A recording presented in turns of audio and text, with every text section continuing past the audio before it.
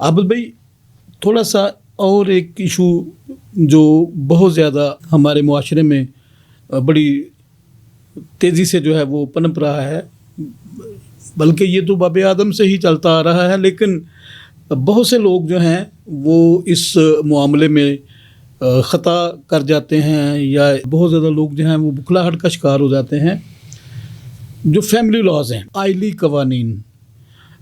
ہمارے چونکہ بہت سے ناظرین جو ہیں وہ یہ جاننا چاہتے ہیں کہ جو ہمارے پاکستان میں فیملی لاز ہیں، عام طور پر ایک طلاق کا جو ہے وہ ایک بہت زیادہ کانسیپٹ جو ہے وہ پنپ رہا ہے، عدالتیں بھری پڑی ہیں، مطلب طلاق کے کیس بھی 4 5 سال تک چلتے رہتے ہیں، بچوں کے جو اخراجات ہیں اس کے کیس جو ہیں طوالت کا شکار ہو جاتے ہیں، خاتون خانہ ہے اس کے نان و نفقہ کے جو کیسز ہیں بڑے لمبے چلتے ہیں، جہیز کے جو کیسز ہیں وہ کیا ان کی ڈیوریشن واقعی اتنی لمبی ہو جاتی ہے، یا کون سی وجوہات ہیں جن کی وجہ سے لوگ جو ہیں وہ انصاف لینے میں اتنا زیادہ تعطل کا شکار ہو جاتے ہیں؟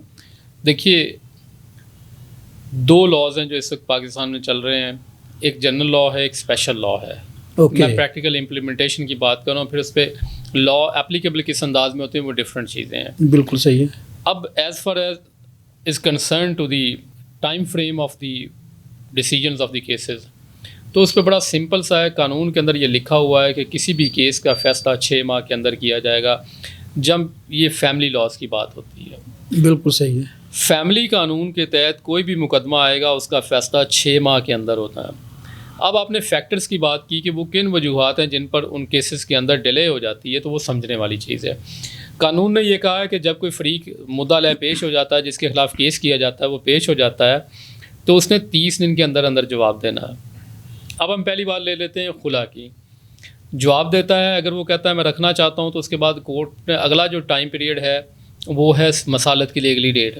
مسالت پہ دونوں فریقین کے درمیان اگر مسالت نہیں ہو سکتی تو سیکشن 10(5) کے تحت، مسلم لا کی میں بات کر رہا ہوں، فیملی کورٹس ایکٹ کی، اس کے تحت 10(5) کے تحت وہ آٹومیٹیکلی کورٹ اس کو خلا کی ڈگری دے دیتی ہے۔ بالکل صحیح۔ کرسچین لاز میں تھوڑا سا ایویڈنس کا معاملہ ہے، اس میں کیونکہ اس میں ڈیزولیوشن نہیں ہے بلکہ سیپریشن ہے، اس لیے کرسچین لا کے اندر تھوڑا سا کمپلیکیشنز رہتی ہیں کہ آپ ایویڈنس لے کے آئیں گے اور جو ایلیگیشنز آپ لگائیں گے آپ ان کو اسٹیبلش کریں گے۔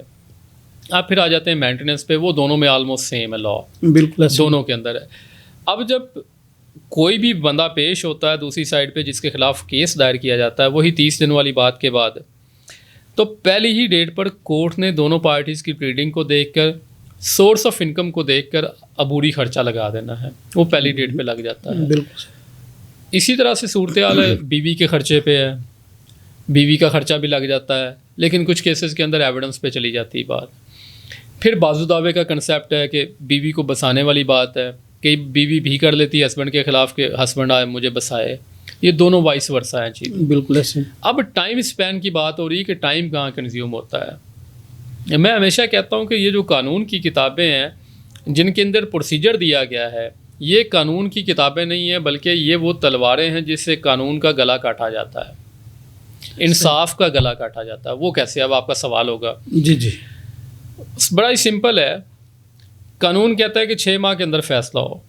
فیملی لاز نے بھی یہ کہا کہ فیملی کورٹ جو پروسیجر اڈاپٹ کرنا چاہے کر لے، لیکن ہوتا کیا ہے کہ ہم روایتی پروسیجر پہ کھڑے رہتے ہیں، جس طرح سے سول لا کے اندر ہے، اچھا جی پہلے ایویڈنس آئے گی، پھر اس کو جرا کیا جائے گا، پھر اسٹیج وائز دوسری طرف سے ایویڈنس آئے گی، پھر اس کو جرا کیا جائے گا۔ مین وائل کوئی انٹرم آرڈر آ جاتا ہے، اس کے اگینسٹ کوئی پارٹی ریٹ میں چلی جاتی ہے، وہ 2 سال کے لیے لمبی ہو جاتی ہے، وہ چلی رہتی ہے، اس لیے یہ چیزیں رک جاتی ہیں۔ بالکل صحیح۔ لا بڑا سمپل ہے، اس لا نے فیملی لا نہیں، کیونکہ اسپیشل لا ہے، اور اسپیشل لا کا ہمیشہ اوور رائڈنگ ایفیکٹ ہوتا ہے جنرل لا کے اوپر۔ تو اسپیشل لا تو یہ کہتا ہے کہ 6 ماہ کے اندر اندر آپ نے کیسوں کا فیصلہ کرنا ہے۔ بالکل صحیح ہے، بالکل صحیح۔ اور اب یہ پروسیجر کی وجہ سے اس میں ٹائم پیریڈ لگتا ہے۔ اب ظاہر ہے جس کے خلاف کیس ہوتا ہے وہ اس کو پرولونگ کر رہا ہوتا ہے، کئی بار خرچہ بوری لگ جاتا ہے، تو جو کیس دائر کرنے والا ہوتا ہے وہ بھی اس کو پرولونگ کرتا رہتا ہے، اور اس کے پیچھے ایک بدنیتی شامل ہوتی ہے تاکہ دوسرا فریق جو ہے وہ سفر کرتا رہے، وہ نقصان اٹھاتا رہے۔ مطلب اس میں جو کرک ہے وہ یہی ہے کہ جس فریق کو اس کے ڈیلے کا فائدہ ہوتا ہے وہ اس کے لیے پھر ٹیکٹکس جو ہے وہ استعمال کرتا ہے. یقینی طور پر بالکل صحیح ہے. اچھا عابد بھائی، میں یہ چاہتا ہوں کہ تھوڑا سا ناظرین کو جو وراثت ہے یہ بھی ایک بڑا اہم ایشو ہے.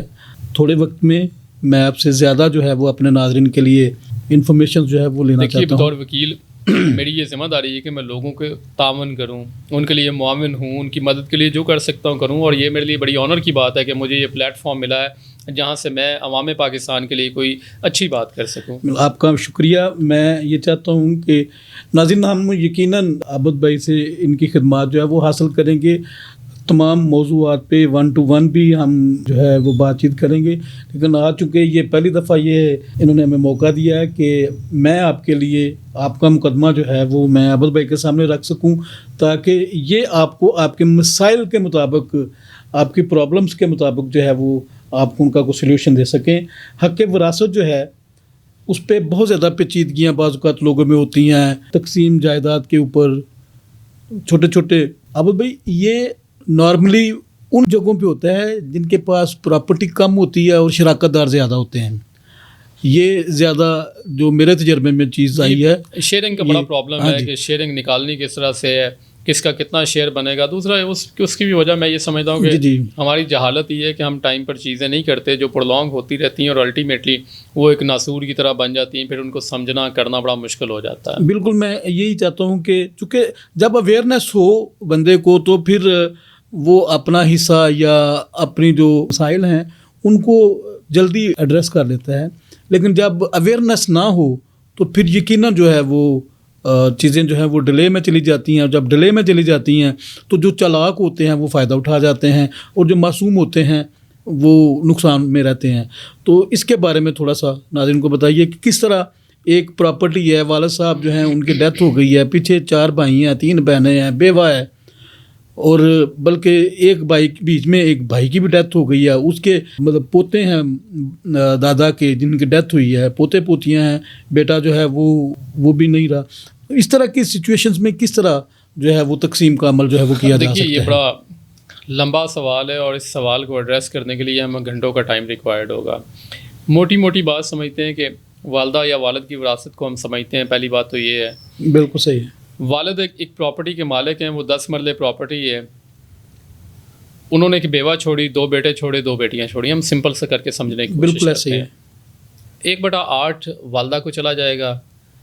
باقی جو شیئر بنتا ہے 2 حصے یا فل ایک کہہ لیں آپ، وہ بھائی کا ہوگا اور ہاف بہن کا ہوگا، اگر آپ فل ایک سمجھ رہے ہیں. ورنہ آپ دوسرے میں جاتے ہیں 2 شیئر اس کے اور 1 اس کا، تو وہ ہے، یہ سمجھنے کے لیے آسان ہے تاکہ اس کو بنا لیں. 2 اور 2 4 ہو گئے، 2 بہنوں کے ہو گئے 6 ہو گئے.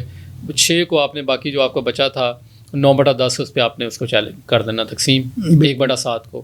یہ آپ کی پراپر شیئرنگ ہے. اب آپ نے ایک سچویشن دی کہ درمیان میں سے ایک بھائی مر گیا، اس کے بھی بچے ہیں. اب اس میں سب سے پہلی جو سمجھنے والی بات ہوتی ہے، یہ بڑی تکلیف دہ امر ہے اس معاشرے کے اندر، کہ کیا پہلے بیٹا مر جائے، باپ بعد میں مرے، یعنی وراثت بعد میں کھلے، تو کیا اس کے بچوں کو ملے گا؟ شریعت کے مطابق میں نے دیکھا ہے کہ اس لاء کے اندر یہ بات نہیں ہے، اس کو نہیں ملے گا. لیکن مسلم پرسنل لاء میں ایک سیکشن 4 ہے جس کی روشنی میں پہلے بیٹا یا بیٹی مر جائے تو ان کو بھی وراثت ملے گی. تو ایسی صورت میں پوتے پوتیاں جو ہوتے ہیں وہ وراثت کے حقدار بن جاتے ہیں. لیکن خدا نخواستہ بھائی فوت ہو جائے، لاولد ہو، ایشو لیس ہو، اس کے بچے نہ ہوں، وہ فوت ہو جائے تو اس کی پراپرٹی جو ہے وہ واپس جو ہے بھائی کو ملے گی. لیکن اگر بھائی بھی پہلے فوت ہو چکا اور اس کے بچے موجود ہیں تو پھر ان بچوں کو نہیں ملے گی. بالکل صحیح ہے. تو یہ سینیریو ہے. اور اس لیے اگر اس ٹاپک کو ہم لے کے چلیں گے 1 by 1 اگر کریں گے، اس کے ڈفرینٹ کیٹیگریز کو دیکھیں گے، تو یہ بڑا لمبا ایشو ہے اور یہ شاید میں بھی اس طرح سے سمجھا نہیں پاؤں گا. جی بالکل ناظرین، یقیناً ہم ان تمام قانون کے جتنے بھی سبجیکٹس ہیں، وراثت ہے، طلاق ہے اور دیگر جو ہیں بڑے سنگین قسم کے جرائم جو ہیں، اور وائٹ کالر کرائمز جو ہیں، منشیات ہے، نیب ہے، ہم ان تمام چیزوں کو پیرا وائز جو ہے یا پروگرام وائز آپ تک ضرور پہنچائیں گے. چونکہ میرا پورا یقین ہے کہ جناب عابد حسین کیچی صاحب کو اللہ پاک نے بڑی صلاحیتوں سے نوازا ہوا ہے اور وہ ہر ایک چیز پہ ایک مکمل دسترس رکھتے ہیں. یقیناً ہم آپ کو تمام جو پہلو ہیں، قانونی پہلو ہیں، ان کی آگاہی آپ تک لے کے آئیں گے. ایک پورا پروگرام جو ہے ہم اس کے اوپر کیا کریں گے. جیسے عابد بھائی نے بتایا کہ یہ جو قانون وراثت ہے یہ اس قدر مطلب لمبا لینتھی ہے کہ اس کو کرنے کے لیے ایک پروگرام نہیں، کئی پروگرام بھی کرنے پڑ سکتے ہیں، چونکہ ہر لمحہ سچویشن جو ہے وہ تبدیل ہو جاتی ہے. تو یقیناً ہم آپ کے لیے اس طرح کے مواقع جو ہیں وہ لے کے آئیں گے کہ آپ کو بہتر سے بہتر ہم آگاہی جو ہے وہ دے سکیں. آج اس پروگرام میں عابد بھائی آپ کا شکریہ ادا کرتا ہوں کہ آپ نے بڑے قیمتی وقت میں سے ہمارے ناظرین کے لیے وقت نکالا اور آج آپ ہمارے درمیان آئے.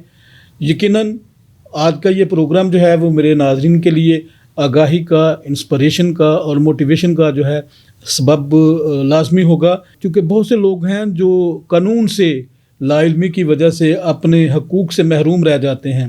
تو جب آپ کو آپ کے حقوق کا اندازہ ہو جائے گا، علم ہو جائے گا، اور یہ بھی علم ہو جائے گا کہ آپ نے اپنے کون سے حقوق کون سے فورم سے آپ نے حاصل کرنے ہیں، تو یقیناً آپ کے اندر اپنے حقوق جو ہے وہ حاصل کرنے کی امنگ جاگتی ہے. ناظرین، آج کے ہمارے اس پروگرام کا وقت جو ہے وہ یقیناً اختتام کو پہنچتا ہے، اور ہم آئندہ عابد حسین کیچی صاحب اور دیگر مہمانوں کے ساتھ آپ کے ساتھ پھر مخاطب ہوں گے. آج کے لیے اجازت چاہتے ہیں. مجھے طارق سراج چودھری کو اور میرے کیمرہ مین طارق پیارا کو اجازت دیجیے. پاکستان زندہ باد.